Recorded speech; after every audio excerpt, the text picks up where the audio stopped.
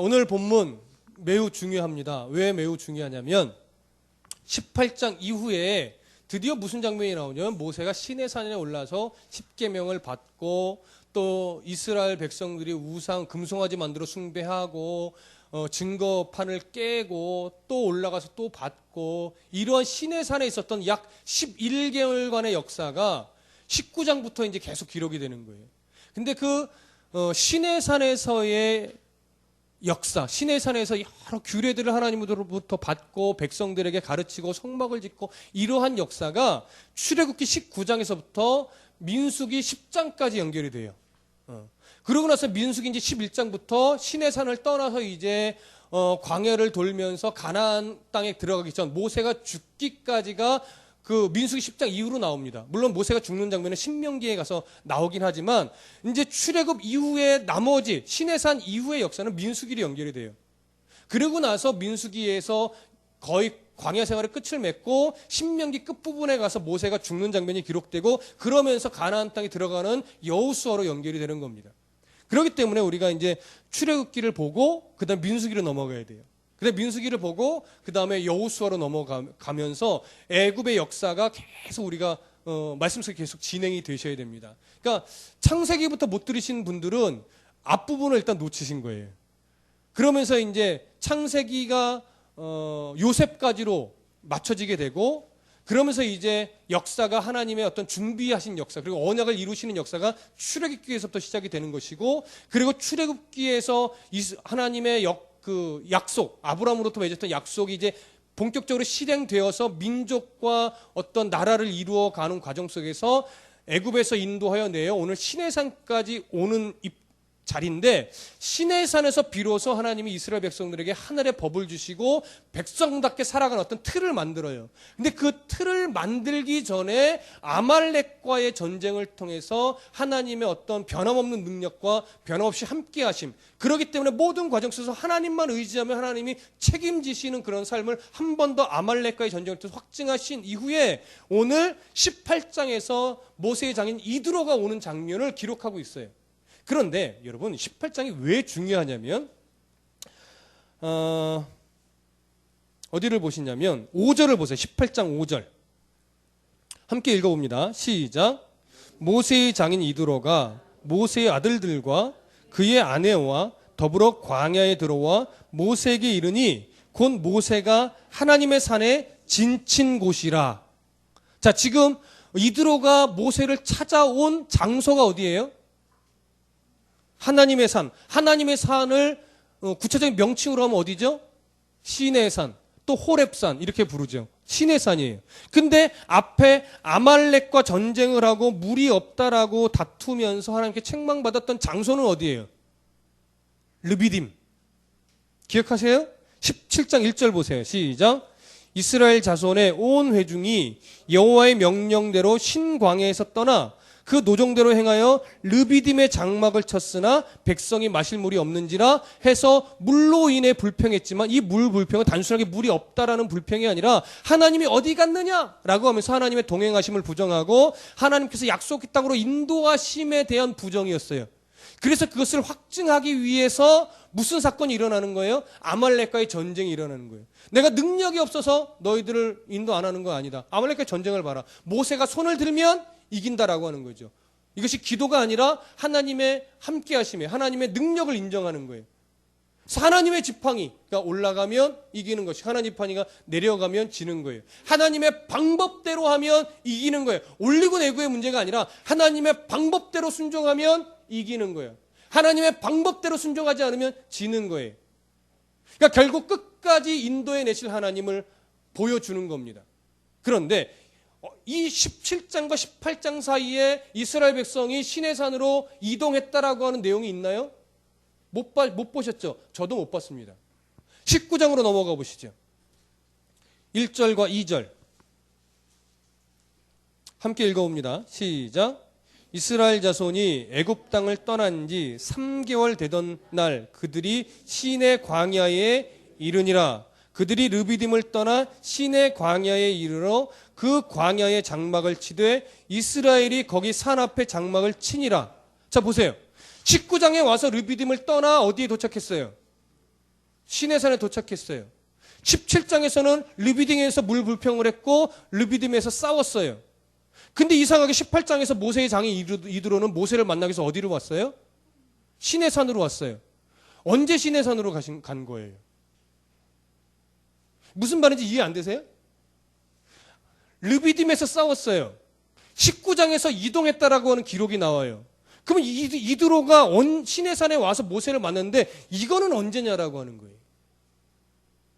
아직 르비딤에서 시내산으로 안 갔단 말이에요. 이 성경의 17장부터 19장 사이 기록에 의하면 본 성경을 기준으로 보면 모세가 장인 이드로를 만난 후에 19장으로 가서 어디로 간 거예요? 시내산으로 간 걸로 나와요. 그런데 모세의 장인은 지금 어디서 모세를 만났어요? 하나님의 산, 시내산에서 만났단 말이에요. 그래서 어떤 학자들은 이렇게 말해요. 여기 하나님의 산은 시내산을 말하는 것이 아니고 시내산과 가까이 있었던 르비딤을 말하는 거다. 그러니까 여기는 시내산이 아니다라고 말하기도 해요. 그것일 수도 있습니다. 틀렸다라고 말하는 거 아니에요?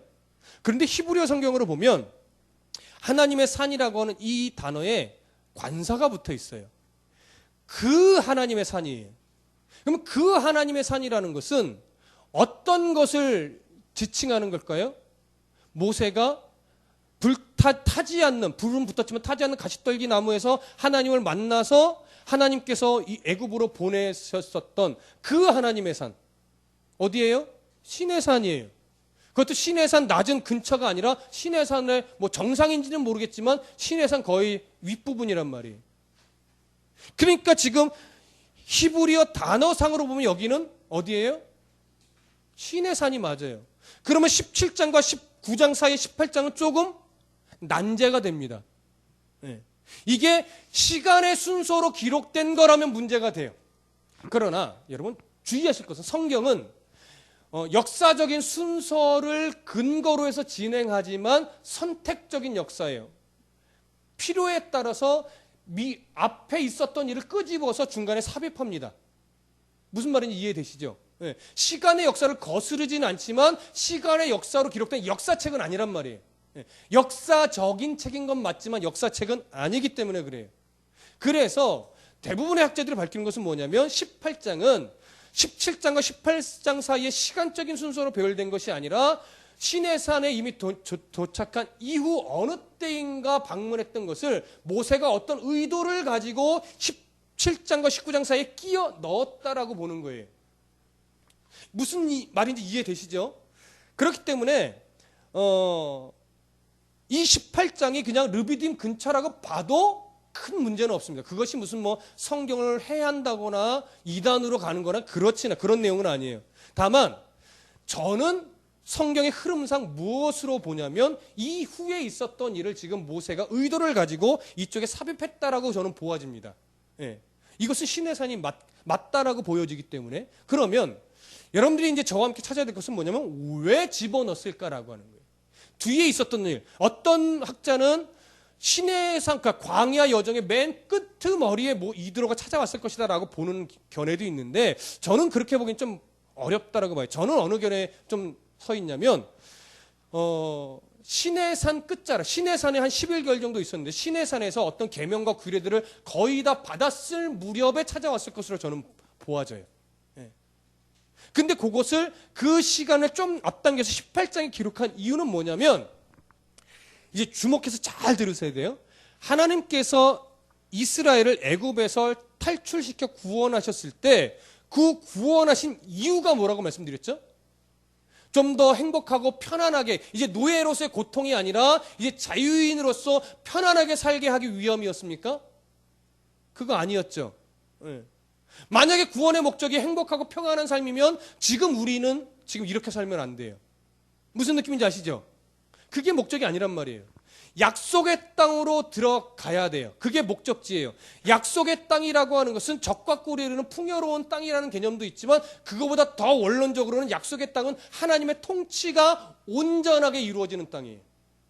그래서 그곳에서 풍요롭고 아름답게 살 수 있는 거예요. 하나님의 통치만 온전하게 통치를 받으며 순종하여 살게만 되면 그 땅은 정말 적과 꿀이 흐르는 땅이 돼요. 그러면 그렇게 가기 위해서는 하나님의 통치를 받는 백성으로서의 훈련이 되어져야 돼요. 그럴 때 광야 세월은 뭐냐면 그 땅에서 하나님의 통치를 받는 온전한 백성이요 하나님의 국가로 세워지기 위한 훈련과 기초를 다지는 기간이 바로 광야의 시간이에요. 그러면 하나님의 통치를 받는 백성과 하나님의 통치를 받는 나라가 되려면 뭐가 있어야 되나요? 일단 하나님을 뭘로 인정해야 돼요? 왕으로 인정해야 돼요. 무슨 느낌인지 아시죠? 그 다음에 하나님의 통치를 받는 어떠한 법, 기준이 있어야 돼요. 이해되시죠? 그리고 땅이 있어야 돼요. 영토. 그 순종하는 백성도 있어야지만 그 모든 것이 이루어져 하나의 완성을 이루는 지역이 어디예요? 그것이 가나안이에요. 가나안에 들어가기 전에 뭐가 세워져야 돼요? 하나님을 왕으로 인정하는 믿음이 하나 생겨야 되고, 그 다음에 그 왕을 믿음으로써 그 왕의 마음이 어떤지를 알아서 순종해야 될 기준, 법이 필요해요. 그것이 뭐예요? 아주 작게는 10계명이라고 말할 수 있고 넓게는 여러 가지 19장부터 계속해서 나오는 규범들, 규례들, 그리고 하나님이 함께 하신다라고 상징적으로 보여주는 성막, 이런 것들이 필요한 거예요. 그러니까 그것이 시작되기 전에 이드로를 통해서 이제 뭘 보여주냐면 니들의 어리석음을 지금 깨트리고 이미도 이방 민족들은 두려워하고 있다라고 하는 것을 보여주는 거예요. 그래서 이 모세의 장인 이드로는요, 미디안의 제사장이에요. 이방 사람이 우상을 섬기던 자예요. 그리고 이드로는 모세가 섬기던 이스라엘의 하나님을 우습게 여겼던, 별로 좋아하지 않았던 사람이에요. 그런데 이가 찾아와서 9절, 18장 9절부터 11절 한번 읽어보세요. 함께 읽어봅니다. 시작. 이드로가 여호와께서 이스라엘에게 큰 은혜를 베푸사 애굽 사람의 손에서 구원하심을 기뻐하여 이드로가 이르되 여호와를 찬송하리로다. 너희를 애굽 사람의 손에서와 바로의 손에서 건져내고 백성을 애굽 사람의 손 아래서 건지셨도다. 이제 내가 알았도다. 여호와는 모든 신보다 크심으로 이스라엘에게 교만하게 행하는 그들을 이기셨도다. 뭐 하고 있어요? 이스라엘의 하나님을 찬송하고 높이고 있죠. 그리고 모든 신의 크신 하나님이라고 인정하고 있다고요. 그런데 이방인인 이 모세의 장인 이드로는 그렇게 인정하고 높이는데 홍해바다 사건 이후에 이스라엘은 하나님을 찬송해요? 안 해요. 계속 불평, 원망, 대적 이런 일만 일삼는다고요. 왜요? 하나님을 신뢰하지 못하고 하나님 왕으로 모시고 있지 않기 때문에. 그런 이들의 어리석음을 먼저 드러내고 있는 거예요. 너희들은 이방 족속을 무서워하고 너희들은 하나님을 왕이라고 인정 못하지만 이미 출애굽시킨 하나님, 홍해바다를 건넌 하나님, 아말렉을 쳐서 무찌르게 하신 하나님에 대한 역사가 이미 이방 사람들은 두려워했고 이방 사람들은 떨고 있고 그들은 하나님을 높이고 있다라고 하는 것을 보여주는 거예요. 그러니까 오늘 이 18장은요. 그런 이스라엘의 어리석음을 책망하는 것 한 가지, 그리고 이방인들도 그 하나님을 바라보고 와서 엎드리고 회개하면 구원의 어떤 공동체 안으로 들어올 수 있다라고 하는 것을 보여주는 거예요. 그러니까 이방 사람들은 무조건 죽이는 거예요. 하나님의 뜻이요?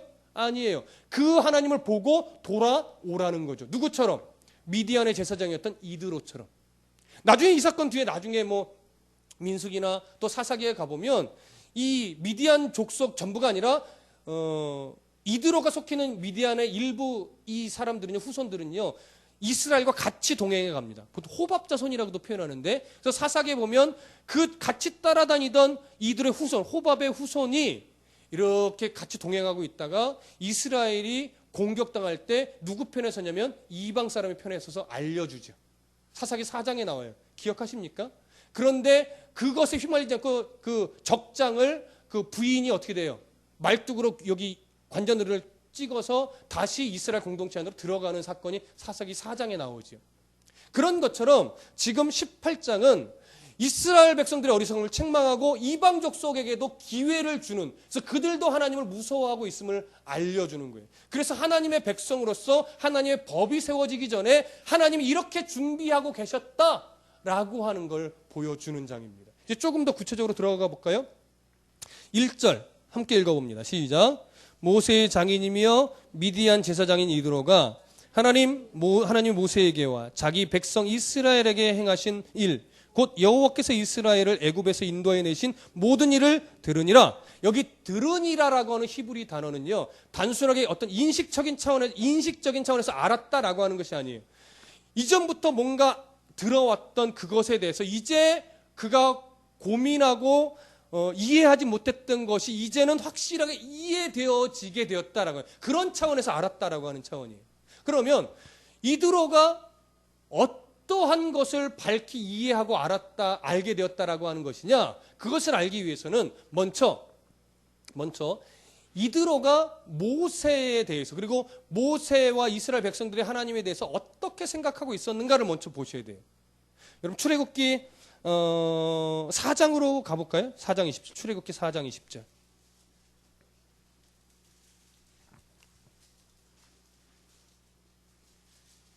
4장 20절부터 보지 않아도 되겠고요. 24절부터 26절까지 한번 보시죠. 출애굽기 4장 24절부터 26절 함께 읽습니다. 시작. 모세가 길을 가다가 숙소에 있을 때에 여호와께서 그를 만나사 그를 죽이려 하신지라. 십보라가 돌칼을 가져다가 그의 아들의 포피를 베어 그의 발에 갖다 대며 이르되 당신은 참으로 내게 피난 편이로다 하니 여호와께서 그를 놓아 주시리라. 그때의 십보라가 피난 편이라 함은 할례 때문이었더라. 자, 이 장면 기억하시죠? 하나님이 왜 애굽으로 가고 있는 이스라엘 백성을 구원하기 위해 순종하 애굽으로 가고 있는 모세를 왜 죽이려 했죠? 자식에게 할례를 행하지 않았기 때문에 그랬어요. 그렇죠? 그러면 왜 모세가 자식들을 할례를 못했을까에 대해서 말씀을 나눴었어요. 여러분 기억을 더듬어 보십시오. 왜 할례를 행하지 못했죠? 바로 아내 십보라와 장인 이드로 때문에 그렇습니다. 그들이 갖고 있던 신앙은 이방신을 섬기는 거였어요. 그러니까 할례를 행한다라고 하는 것은 뭐예요? 이스라엘의 하나님을 믿는 백성이 된다라고, 그 속에 들어간다라고 하는 그 고백과 같은 거라고요. 그런데 십보라가 보기에, 그리고 장인 이드로가 보기에 이스라엘의 하나님은 어떤 하나님이에요? 참 힘없는 신이에요. 자기의 백성들을 애굽의 노예로 놔두시는 참 무능력한 신이라고요. 그런 신에게로 간다라고 하는 모세가 1차적으로 이해 안 되고, 그런 힘없고 나약한 신의 공동체 속으로 들어가는 표인 할례를 시키는 것도 이해가 안 되는 거예요. 싫은 거예요. 그래서 못하게 반대하고 막았죠. 난 이스라엘의 그 무능력한 신은 싫다. 미디안에 우리 신을 섬기자. 왜 그쪽 신에 들어가려고 하느냐. 이렇게 되는 거죠. 그러니까 모세가 그 반대에 부딪혀서 결국 할례를 못한 거예요. 근데 하나님이 이 길가에서 죽이려고 해요. 그러니 십보라의 생각에 뭐가 번쩍 드는 거예요? 내가 반대했던 그 할례, 이것이구나. 왜? 이 할례가 어떤 의미인지 이미도 설명을 했었거든요, 모세가. 했었음에도 불구하고 싫은 거예요. 그래서 반대했었거든요. 그래서 이 십보라는 그때 바르게 번쩍 들었던 이 할례를 시행하고, 그럼으로 인해서 이들이 살 수 있었던 겁니다. 아마 언제인지 모르겠지만 그러고서 아론을 만날 즈음에 아마 십보라와 그 두 아들은 다시 고향 땅으로 돌려보내진 것 같습니다. 성경에 언제 돌려보내는지 기억이 없기 때문에 알 수는 없어요. 근데 오늘 이드로와 함께 십보라도 그렇고 두 아들을 데리고 오지요. 장인 이드로가. 그것으로 보아 아마 애굽까지는 가지 않았을 거예요. 아론을 만날 즈음에 이 여정이 너무 고되니 아내와 자식들은 돌려보내자 해서 아마 돌려보냈을 것으로 저는 생각을 하고 있습니다. 자, 그러면 그러한 지금 생각을 가지고 있던 이드로였어요. 그리고 딸과 두 손주가 돌아왔을 때, 그래 니들 안 가길 잘했다. 아유 근데 모세는 어떡하니, 걔는 그런 하나님 무슨 능력이 있다, 거기서 뭐가 좋은 게 나오겠다, 그걸 갔는데 참 이해가 안 된다, 쯧쯧쯧 혀를 끌끌끌 찼을 거예요. 그렇죠? 근데 시간이 흘러서 들려오는 소문이 있어요. 애굽에 그 이스라엘 안에 큰 재앙을 내려서 애굽 왕의 장자까지 죽었대. 그러고서 정말로 이스라엘이 큰 전리품까지 얻어서 애굽에서 나왔대. 나온 것뿐만 아니라 그 하나님이 홍해 바다를 갈라서 200만 명이 홍해 바다를 마른 땅으로 건넜대. 그리고 그 물을 다시 뒤집어서 애굽의 병사들이 다 몰살당했대. 우와, 그 소문이 들려올 때 이드로에가 생각하고 있던 이스라엘의 하나님에 대한 시각이 조금씩 뭐예요? 바뀌어가는 거죠. 이상하다. 어찌 그럴 수 있지? 내가 생각한 게 잘못되었던 것인가? 그런데 들려오는 얘기니까 만나도 주시고 메추라기도 주시고 또 그 강대국 아말렉과의 싸움에서도 승리를 주셨다라고 하는 거죠. 궁금한 거예요. 야, 도대체 내가 예전에 알고 있던 그 이스라엘의 하나님이 아닌데 어떤 거지? 들려오는 얘기로 보면 내가 섬기던 신과는 전혀 다른 차원의 신같이 여겨지는 거지요. 너무 궁금해요. 그래서 어떻게 해요? 시내산에 왔다는 이야기를 듣고 찾아오는 거죠. 궁금함을 가지고 듣고 싶어서 알고 싶어서 찾아오는 거예요. 그것이 바로 모든 일을 들으니라에 해당되는 의미입니다. 궁금해졌어요. 네. 들려오는 소문으로 그가 궁금증을 갖게 됐죠. 이드로만 궁금증을 가졌을까요? 아니요. 이미 여리고성의 라합도 궁금증을 갖고 있어요. 기억하시죠? 뿐만 아니에요. 다른 사람들도 궁금해하고 두려워했어요. 중요한 건 하나님 앞에 나와 엎드렸느냐 안 엎드렸느냐 이 두 가지 차이밖에 없어요. 모두가 다 하나님에 대해서 들었습니다. 그것이 바로 가나안 땅 이방 사람들에게 주는 마지막 기회였어요. 그것까지 보셔야 돼요. 기회였어요. 근데 많은 대부분의 이방 사람들은 그 기회를 놓쳤어요. 미디안 제사장 이드로는 그 기회를 잡았던 사람이에요. 그래서 카일 같은 신학자는요, 이드로를 향해서 뭐라고 말하냐면 이방 신을 섬기던 자 중에 처음으로 개종한 개종자다라고 얘기해요. 우리는 보통 첫 개종자를 누구로 봅니까? 라합으로 보지요. 일반적으로. 그러나 아니요. 카일 같은 신학자는 이드로를 첫 개종자로 보여요. 저는 그 견해에 동의를 합니다. 라합보다 앞서서 하나님 앞에 엎드려 그 공동체 안으로 들어왔던 인물이 바로 이 미디안의 제사장 이드로였던 겁니다. 자, 그럼 이어서 보시죠.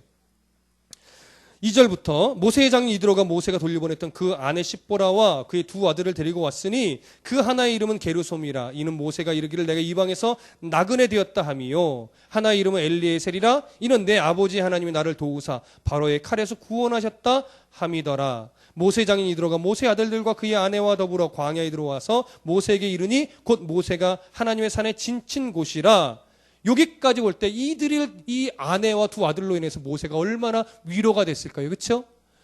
첫째 아들을 보고 두 번째 아들을 보면서 자기가 하나님을 만나기 전 모세에서 애굽에서 살인자로 찍혀서 도망다니고 그래서 다시 40년의 광야 생활을 살 때 그 외로움과 그리고 하나님의 은혜를 경험했을 때를 다시 회상하면서 오늘 나와 함께 하신 그 하나님의 그 은혜를 다시 한번 가슴에 품고 또 힘을 얻었을 겁니다.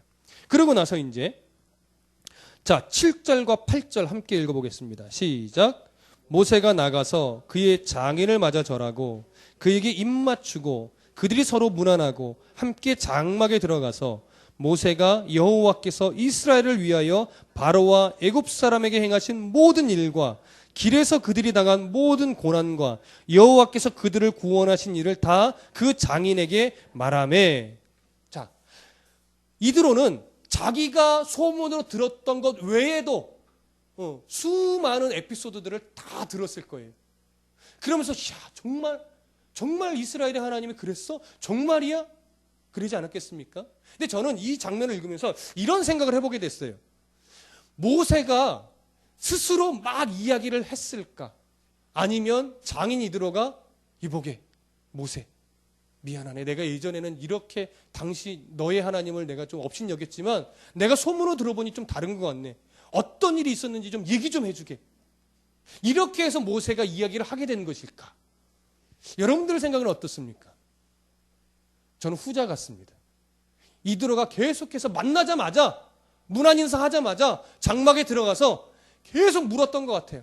내가 이런 소문을 들었는데 진짜인가? 어땠었는가? 내가 또 이런 소문을 들었는데 정말인가? 하면서 묻고 듣고 하면서 모세는 그거 외에도 어떻게 해요?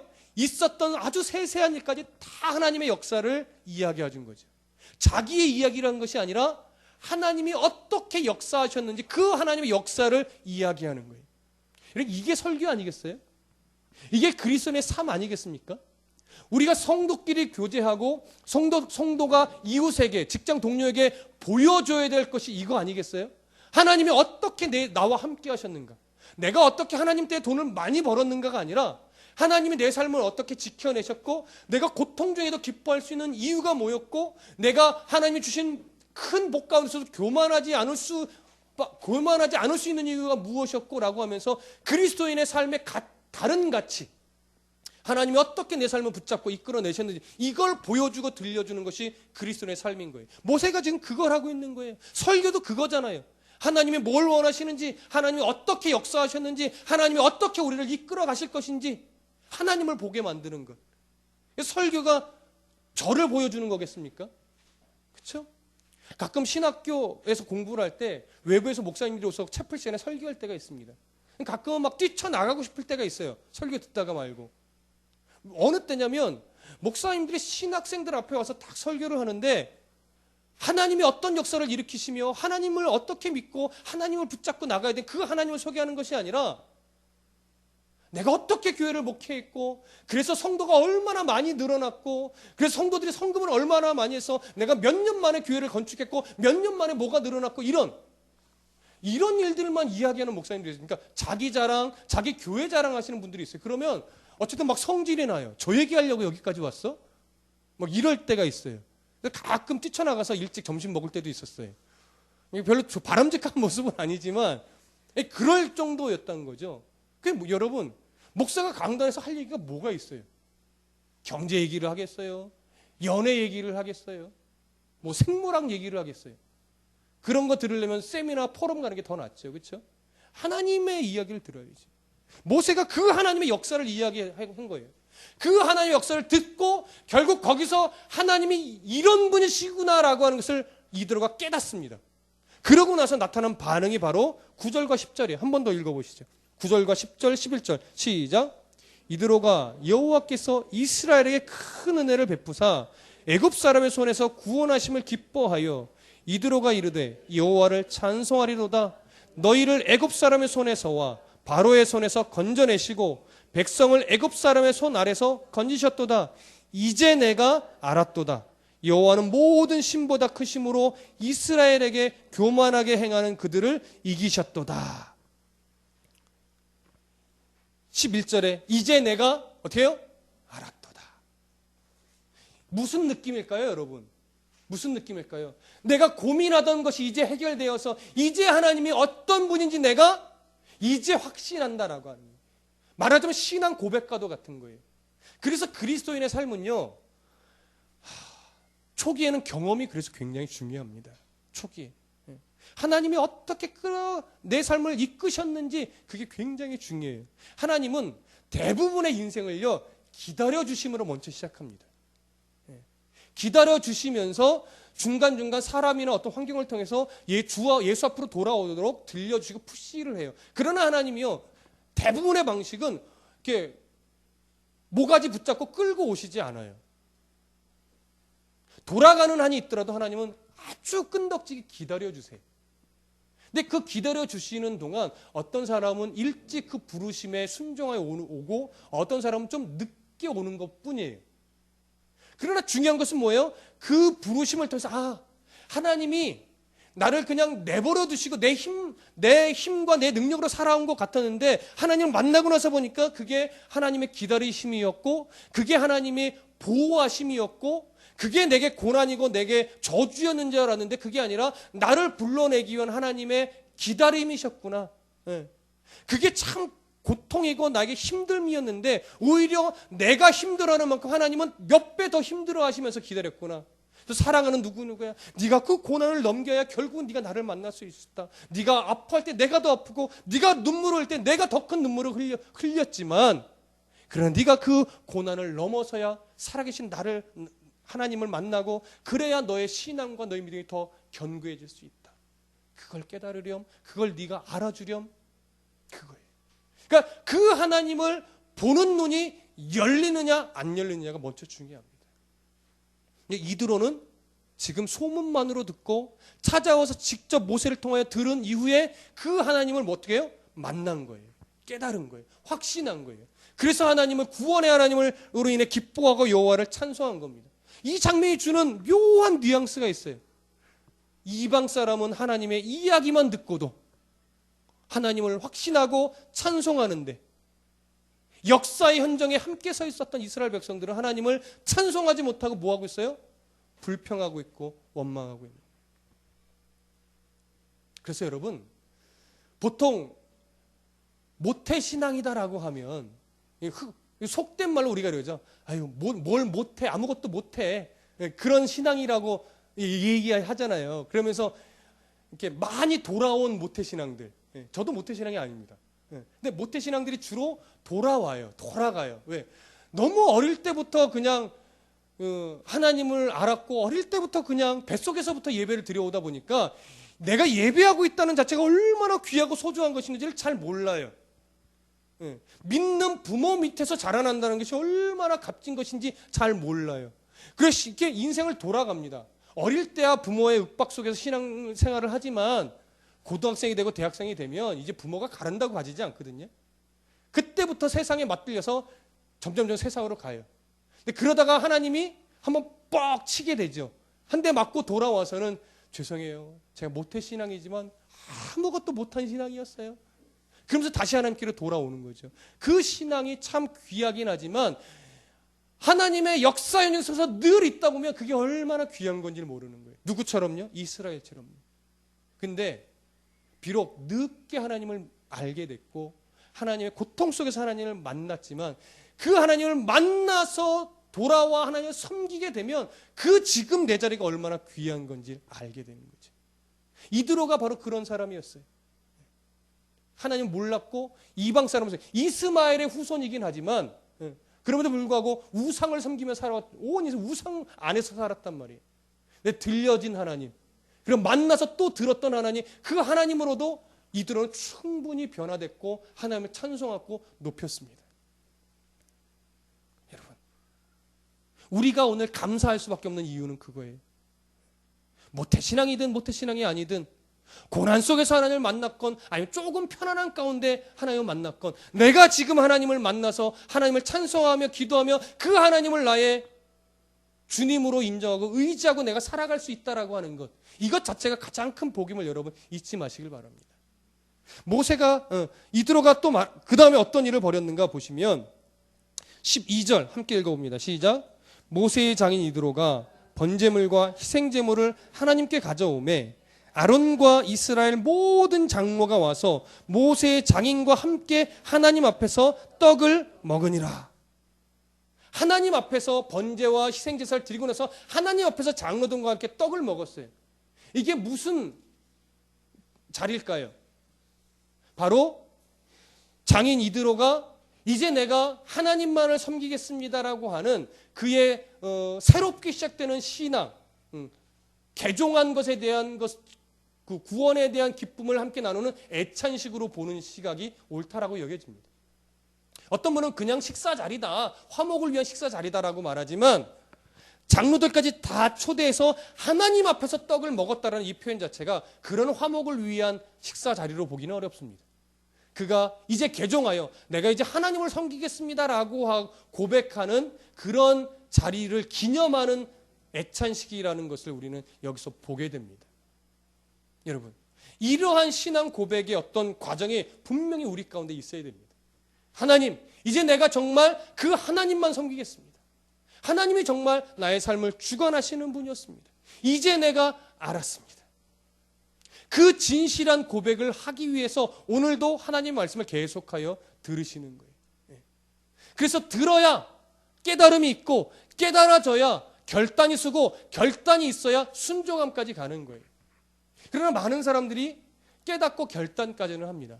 근데 어디는 잘 못해요? 순종함으로 나아가는 걸 참 못해요. 왜요? 어렵거든요. 진짜 어려워요.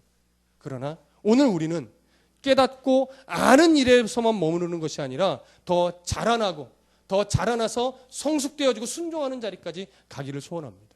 여러분, 에베소서 4장을 한번 보시죠. 오늘 결론으로 맺고 싶습니다.